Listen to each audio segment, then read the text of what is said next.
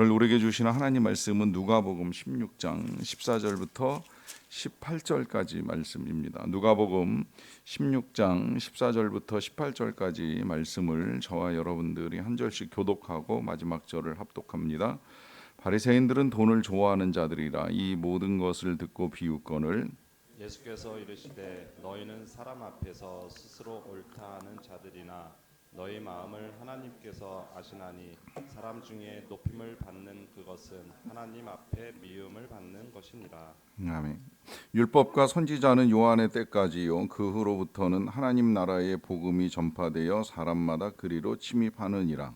그러나 율법의 한 획이 떨어짐보다 천지가 없어짐이 쉬우리라. 같이 읽습니다.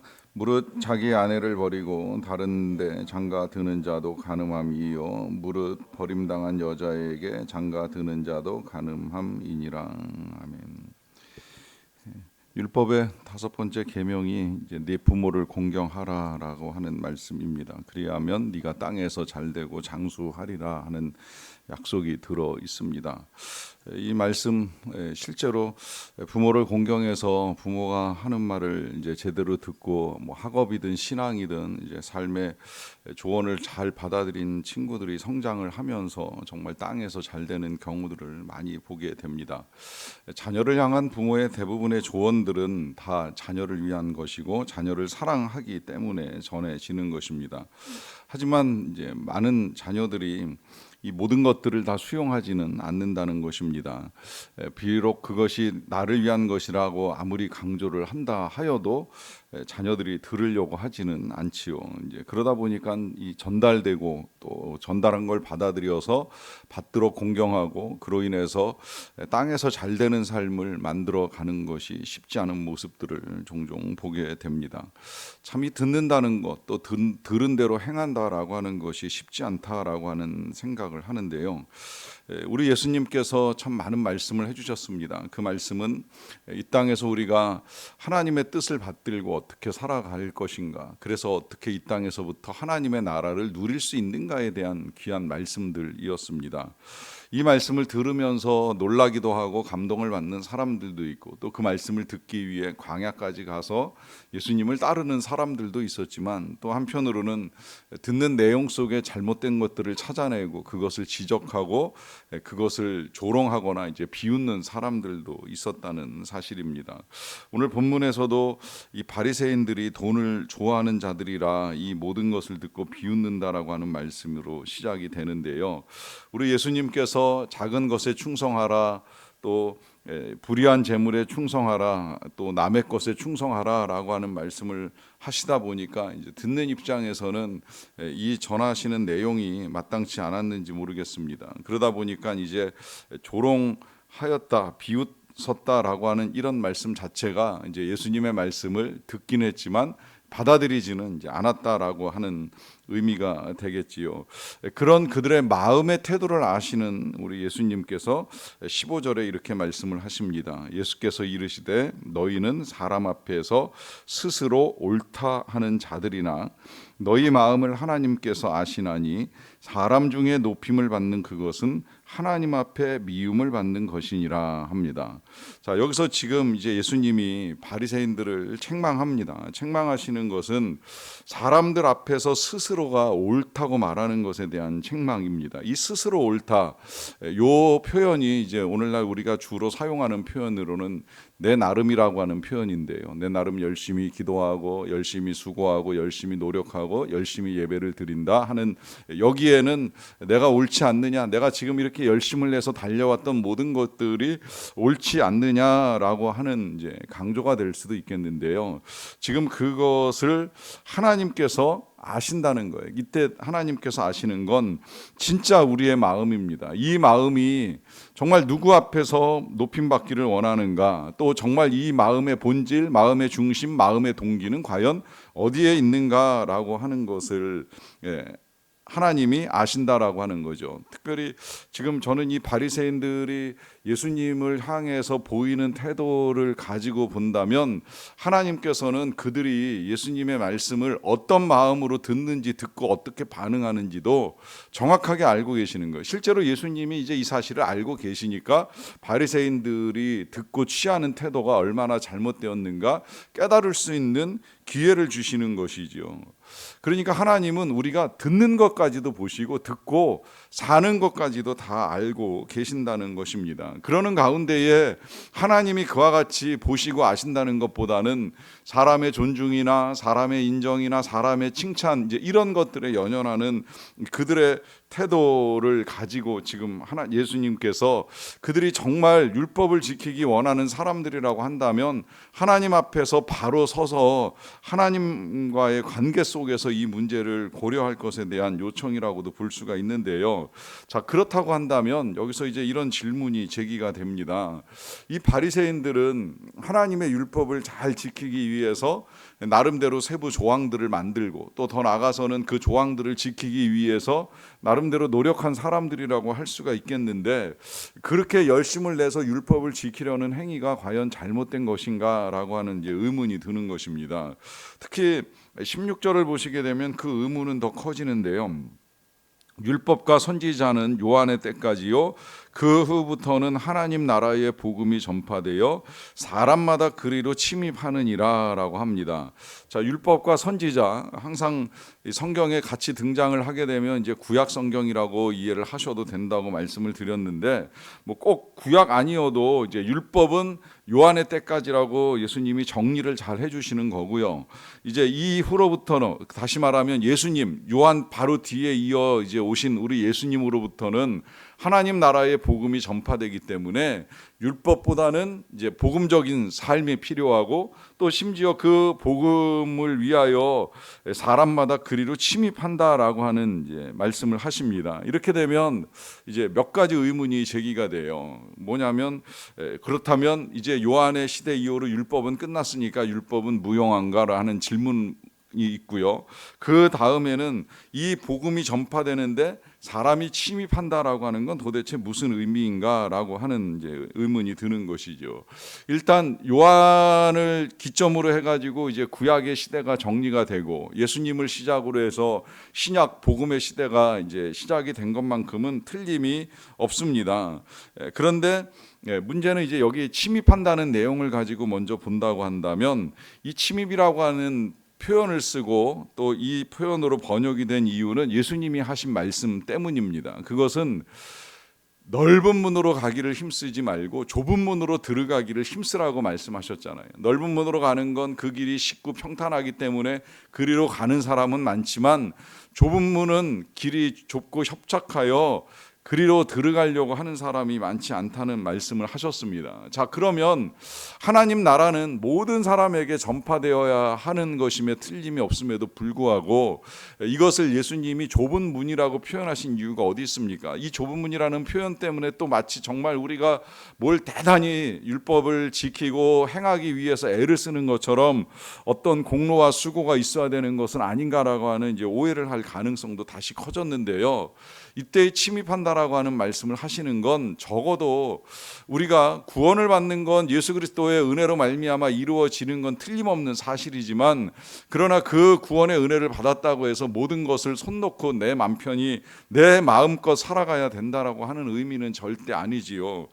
만약에 정말 예수 그리스도의 은혜를 통해서 우리가 구원을 받았다는 사실이 분명하다면 그 다음에 해야 될 일은 예수님의 말씀을 듣고 믿고 따라가는 것입니다. 구원은 받았는데 사는 건 내 맘대로 산다. 이건 뭔가 정말 앞뒤가 안 맞는 인간의 모순, 또 하나의 바리새인 같은 삶의 이제 시작이 되는 거예요. 바리새인들의 문제는 겉은 화려하게 장식을 했지만 속은 텅텅 빈 사람들이라고 볼 수가 있는데, 우리가 복음의 은혜를 믿고 받아들여서 구원받은 하나님의 자녀라는 모습은 가지고 있지만, 그러나 예수님을 따라가고 있지 않다라고 한다면, 내 마음의 주인이 여전히 나로 자리를 잡고 있다고 한다면 그건 또 하나의 바리새인 같은 모습이 될 수 있다는 것입니다. 이제 그런 의미에서 율법 절대 무용하지 않습니다. 예수님도 그렇게 말씀하셨어요. 17절에 보시면 그러나 율법의 한 획이 떨어짐보다 천지가 없어짐이 쉬우리라라고 하시면서 율법의 가치를 폄하하지 않으셨습니다. 율법의 가치는 천지 이상이라고 하는 것을 분명하게 말씀하셨습니다. 왜 그럴까요? 첫 번째 이유는 이 율법이 우리가 얼마나 죄인이라는 사실을 깨닫게 해주기 때문입니다. 오늘 시작점에서 제가 부모를 공경하라라고 하는 말씀으로 시작이 됐는데, 이 말씀 하나만 보더라도 우리가 정말 얼마나 부모를 공경하지 않는 인생인가라고 하는 것을 돌아보게 되지요. 그런데 그것만이 아니에요. 실은 그 앞서 하나님만을 섬기라, 어떤 것도 우상을 만들지 말라 하는 이런 모든 말씀을 우리가 잘 지켜나가지 못하는 우리의 현실을 들여다볼 때에 율법은 우리가 얼마나 죄인인가 하는 사실을 깨닫게 하는 데 있어서 굉장히 귀한 하나님의 은혜의 도구입니다. 그렇게 이제 우리가 비참하고 불행한 인생이라는 사실을 깨달을 때라야 우리는 은혜를 구하고 그 은혜가 예수 그리스도를 통해서 우리에게 임한다라고 하는 사실을 분명하게 알게 되잖아요. 그런데다가 이제 예수님을 믿게 되면, 그리고 그 믿음으로 말미암아 구원의 은혜를 받게 되면, 그 다음에 우리는 반드시 또 하나의 질문을 하게 됩니다. 그것은 어떻게 살아야 되죠? 이제 이후로 우리가 어떻게 살아야 됩니까? 라고 하는 질문을 합니다. 그 질문에 대한 답이 바로 율법이라는 거예요.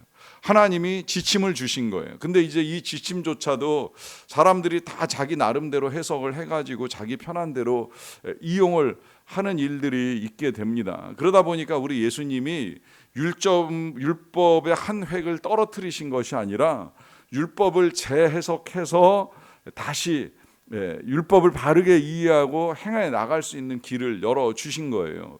그 가운데 하나 예를 들어 주신 것이 오늘 18절인데요. 무릇 자기 아내를 버리고 다른 데 장가드는 자도 간음함이요 무릇 버림당한 여자에게 장가드는 자도 간음함이라 합니다.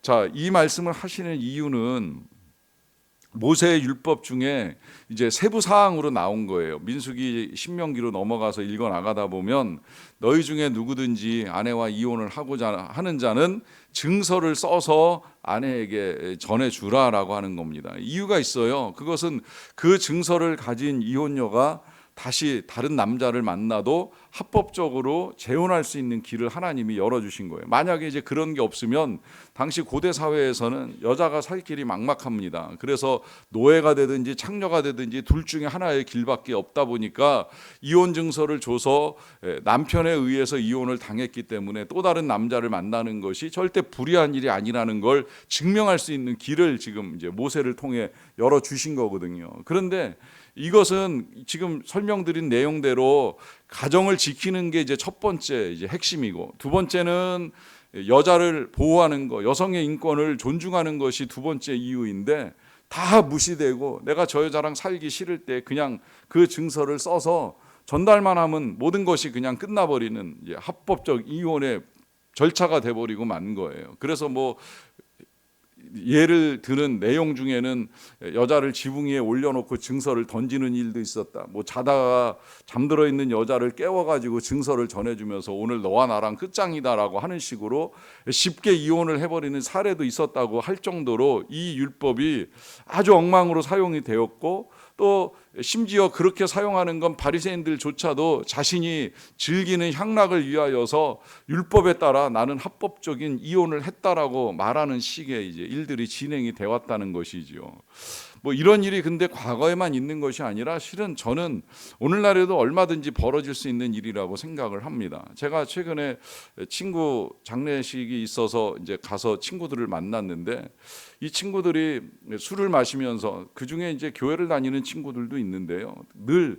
늘 인용하는 그 말씀 인용하는 거예요. 이제 옆에 목사인 제가 있으니까 성경에 술 취하지 말란 말은 없지 않느냐고, 술 먹지 말란 말은 없지 않느냐고, 취하지 말라 그러지 않았냐고 이제 이 말을 합니다. 유일하게 지키는 율법 같다는 생각이 들어요. 딱 그거 한마디, 취하지 말라라고 하는 이 말씀에 따라 먹기는 해도 취하지는 않는다 하는 말을 해요. 듣고 있는데 교회를 다니는 또 한 명의 친구가 옆에서 그러더라고요. 그 뒤에 성령으로 취하라는 말씀도 있잖아 라고 하는 이야기를 합니다. 더 놀라운 이야기를 들었어요. 또 한 친구가 그러더라고요. 나는 술도 취하지만 성령도 취해. 교회도 다니지만 술도 마셔. 이제 이걸 아주 부끄럽지 않게 이야기를 하는 거예요. 이게 정말 얼마나 우리가 성경을 나 편한 대로 듣고 이해하고 해석을 하는가라고 하는 이제 다양한 면을 지금 보고 있는 겁니다.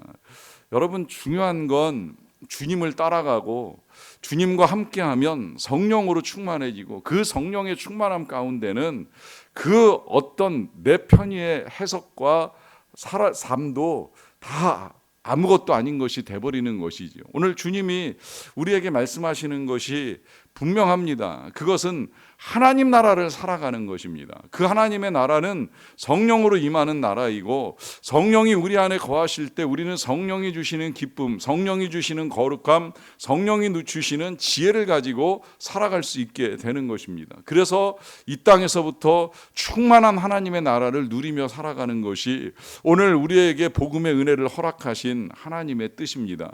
그러하기에 하나님 나라에 들어가십시오. 침입하기를 힘쓰십시오. 말씀을 따라가는 삶을 사십시오. 그 말씀 가운데 하나님의 은혜를 누리는 복된 하루 되시기를 주님의 이름으로 간절히 축원합니다. 기도하겠습니다. 하나님 아버지, 감사합니다. 오늘 하나님의 은혜 가운데 또 하루를 시작합니다. 이 귀한 날 주셔서 진심으로 감사드리옵나이다. 귀한 은혜를 우리에게 베풀어 주셨기에 말씀 따라 살기를 원합니다. 주님의 뜻에 따라 행하는 자들이 되기를 원합니다. 내 생각이나 내 마음 따라 살지 않게 하여 주시옵소서. 내 기분 때문에 흔들리는 인생이 아니라 하나님의 뜻에 따라 살아가면서 어떠한 괴로움도 기쁨으로 받아들이기를 원합니다.